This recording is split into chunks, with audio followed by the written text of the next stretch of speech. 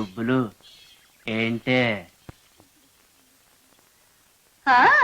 ముందు పాలివ్వు తర్వాత పాలించు. నిన్ను నీ పేటని పాలిస్తా. వత్తన్నా. నువ్వు రావడం ఎందుకురా, నేనే పంపిస్తాగా. సంటి తల్లి ఆడేదో కూతున్నాడు, వెళ్ళాడి పని చూసుకో.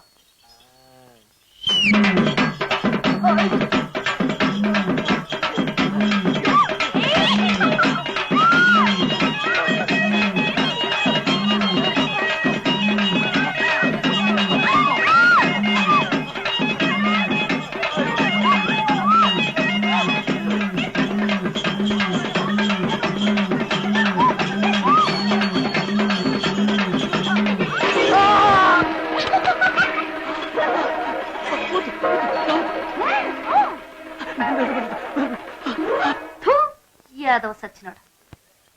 సుబ్బులు పాలు.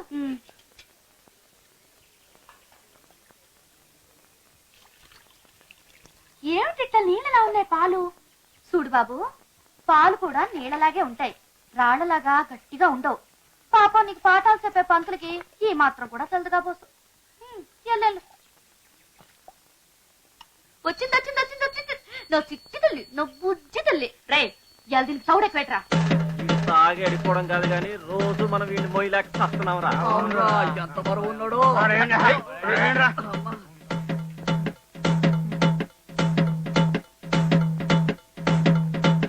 మళ్ళీ తాగడిపోయాడు సచ్చినాడు. అవునే, రేత్రి పాపం ఏమి తినలేదు, లేవగానే ఏడేడి కూడెట్టు. ఎడతా కడుపు నిండా ఎడతా గడ్డి. అదే ఎట్టు.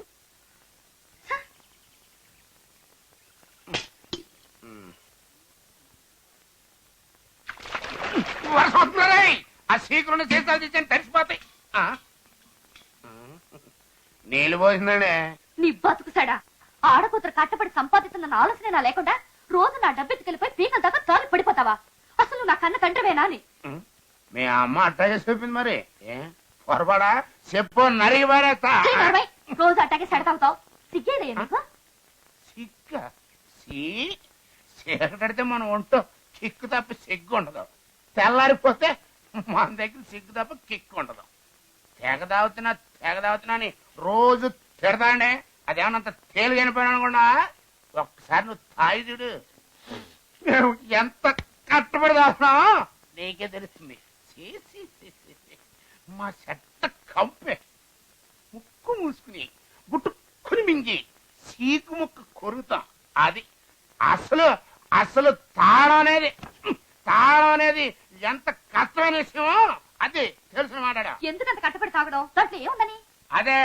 అదే దాంట్లో ఉందో తెలుసుకున్నానే తాగుతున్నానే పిచ్చి మాలోకమా. అదేంటనే ఎంత తాగినా తెలియలేదు.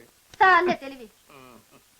జగమే మాయ గజమే లోయ. ఇదిగో లోన వండ ఉంది, ఎట్టుకుని తిని తలుపేసుకుని పడుకో, నేను వెళ్ళి పాలు పోసొస్తాను. సర్లే నువ్వు చేరదా, అసలు పిచ్చి మాలోకనే. అమ్మగారు పట్టుకెళ్ళొచ్చింది.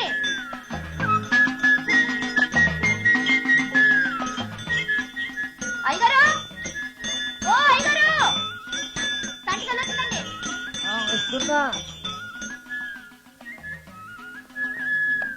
అట్ట నీరసంగా ఉన్నారటమ్మా. అవునమ్మా, నలతగా కనిపిస్తున్నావు, ఏం జరిగింది? ఏం లేదన్నయ్య గారు, రోజు ఉండే భాగవతమే. ఆయన రోజు రోజుకి మత్తులో కూరుకుపోతున్నారు. మామయ్య గారేమో ఇంటి విషయాలు ఏమీ పట్టించుకోరు. దాంతో పిల్లలు అదుపాజ్ఞం లేకుండా విచ్చలవిడిగా తిరుగుతున్నారు. నీ ఇల్లు కష్టాల సుడిగుండం, మా ఇల్లు బాధల ఊబీనమ్మ. ఆస్తులన్నీ హరించుకుపోయాయి. ఖర్చులు కొద్దిగా తగ్గించుకోవాలి అంటే మా రాజమాత వినిపించుకోరు. మా కుమార్ రాజా వారి పిచ్చి ధోరణి మీకు తెలిసిందే కదా. పైసా రాబడి లేదు, ఖర్చులకి అంతూ లేదు. ఇక మా రాకుమార్తె కలల్లో తప్ప కాళ్ళ మీద నిలబడ్డం లేదు. ఏమిటో ఈ పిల్లల భవిష్యత్తులు ఎలా రాసున్నాయో ఏమో. ఓ రోజున మీ పిల్లల్ని ఓ చోట నిలబెట్టండి అమ్మా. నా సంటి తల్లిని ఉసుగొలుపుతా. అందరి మీద పడి 2 కుమ్ములు కుమ్మిందంటే అల్లే దారిలోకి వచ్చి బుద్ధి తెచ్చుకుంటారు. ఆ పనేదో ముందు మీ నాన్నకి చేసి వాడికి బుద్ధి తెప్పించవే ముందు.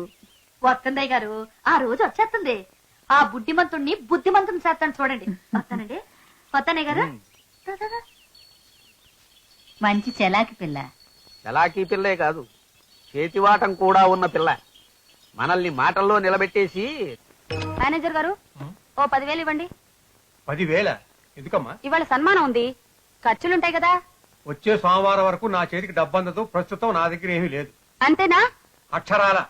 ఆ షెల్ఫ్ లో డబ్బుందిగా. ఆ డబ్బు సన్మానాలు చేయించుకోవడానికి కాదు, సంసారం నడపడానికి. నిజమే, ఇందాక 5,000 కావాలని నేను అడిగాను. ఇవ్వనన్నాడు. నీకు ఇవ్వనన్నాడా? నాతో నా మాట అన్నాడు. అసలు మన డబ్బు మనకివ్వడానికి వాడేడి పెంటి మధ్యన. అయిపోయింది లక్ష్మి, అంతా అయిపోయింది. ఇక నీకు సన్మానాలు ఉండవు. జయ మంచి డ్రెస్సులు కొనుక్కోలేదు. బ్రదరల్లా నేను కలిసి నైట్ టైం ఒక కప్పు కాఫీ కూడా తాగలేదు. యుద్ధ ఖైదీల్లాగా రేషన్ కూడి తింటూ కొంపలో పోయి ఉండాల్సిందే. ఫినిష్. అసలు తప్పంతా మా నాన్నదిలేండి. పేనుకు పెత్తనం ఇచ్చారు, ఇప్పుడు అది తలంతా గొరుగుతుంది. ఏదో మతలబ్ చేసి ఈ మేనేజర్ ఫాదర్ అల్లాని గుప్పెట్లో పెట్టుకున్నాడు ఈ బ్రదరల్లా. ఆ గుప్పిటేమిటో ఇప్పించాల్సిందే బావా. ఆ గుప్పెట విప్పించాలంటే మేనేజర్ ని ఇంటి నుంచి తప్పించాల్సిందే. ఎలా? మీరంతా నా వెనకుంటే రేపు ఈ పాటికి మేనేజర్ గేటు బయట ఉంటాడు. మేమంతా నీ వెనకుంటాం. నీ ప్లాన్ ఏమిటో చెప్పావా? ఆ ప్లాన్ అమలు జరపాలంటే 20-30 వేలు పెట్టుబడి కావాల్సి వస్తుంది బ్రదరల్లా. పెట్టుబడితే ఉంది బావా, నా ఫ్రెండ్స్ అడిగి తీసుకొస్తాను. ఓకే, అయితే ప్లాన్ నేను అమలు చేస్తాను. నాకేం తెలియదు బాబు గారు. చంపేస్తాను రాసుకెళ్ళి పిచ్చి పిచ్చి వేషాలు వేసేవాడి. బాబు గారు, నా కళ్ళలోనే కారం కొట్టాలని చూస్తావరా? పదరా. బాబు గారు. ఏమనుకున్నావురా? ఈ ఇల్లు ఎవరిదనుకున్నావురా? నిజాయితీ పనులుండే ఇల్లు, ధర్మాత్ములుండే ఇల్లు.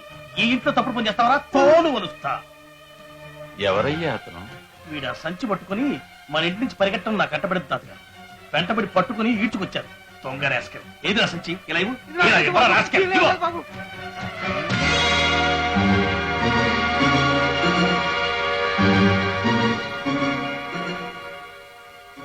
దొంగ రాసుకెళ్ళి. ఇంత డబ్బు ఎక్కడి నుంచి తీసావు? మర్యాదగా చెప్పు. బాబు కొట్ట. నాకేం తెలియదు బాబు. తెలీదా? నాకేం తెలియదు బాబు. ఒక ఆయన నాకు ఇచ్చారు బాబు. నీకిచ్చారా? ఎవరా ఇచ్చింది? ఆరు బాబు.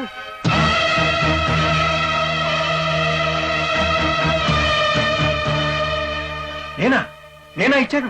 బయట పడిపోయింది నా మీద నెట్టకండి బాబు. ఎవరో చూడకుండా ఈ సంచిని మీ ఇంట్లో పెట్టమని మీరే కదా నాకు ఇచ్చింది. బాబు నన్ను సరిగ్గా చూసి చెప్పు. మిమ్మల్ని సరిగ్గా చూడలేదు బాబు. 10 ఏళ్ళుగా మీ ఇంట్లో బట్టలు ఇచ్చేవాడిని. మీరు నాకు చేయదా, నేను మీకు చేయదా? ఈయన ఇలా డబ్బు దాటేయించడం ఇదే మొదటిసారా? ఇంతకు ముందు ఎప్పుడైనా జరిగిందా? మొదటిసారి ఏంటి బాబు, ఇది 5వ సారా 6వ సారో?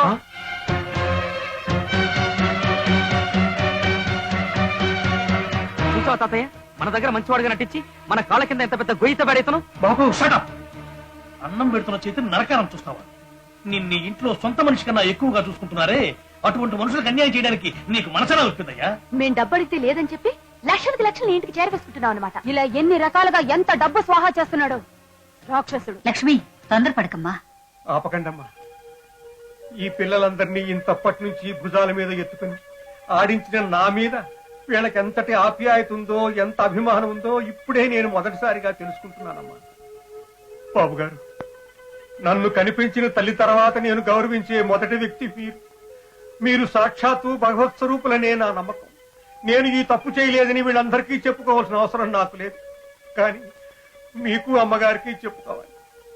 బాబు, నా తల్లి మీద ప్రమాణం చేసి చెప్తున్నాను, నేను ఏనాడో జీవితంలో దొంగతనం చేశారు కదా బాబు. బాబు, మీరు కూడా ఈ అభియోగాన్ని నమ్ముతున్నారా బాబు? తాతగారు నమ్ముతున్నారు, తెలుస్తూనే ఉందిగా. ఇంకా ఆలోచిస్తావేంటి బావా? పోలీసులు ఫోన్ చేయి. You are right. అవును, అతను వదలకూడదు. పిలవండి పోలీసుల్ని. వద్దు, ఎవరు పాపాన వాళ్లే పోతారు. అతన్ని వదలండి, వెళ్ళిపోమ్మనండి. బాబు గారు, ఇంకా ఇక్కడ నక్కగా ప్రదర్శించు. ఇంత చేసినా నిన్ను పోలీసులకు పట్టించవద్దంటున్నారు తాతగారు. ఎంత ఉత్తములు! అటువంటి మనిషికి ద్రోహం తలపెట్టావు నువ్వు. తాళాలు ఇచ్చి గేటు దాటవయ్యా పెద్ద మనిషి. వెళ్తానయ్య గారు. ఓకే మేనేజర్, సాయంకాలానికి 2 బాటిల్ తెప్పించు. మత్తు వదలండి అయ్య గారు. మండుతున్న నిప్పులను చూసి ఎర్రటి పళ్ళని భ్రమపడి పరిగెడుతున్నారు పిల్లలు. వాళ్ళని కాపాడుకోండి. వచ్చే నెల నుంచి కాపాడుకుంటాను.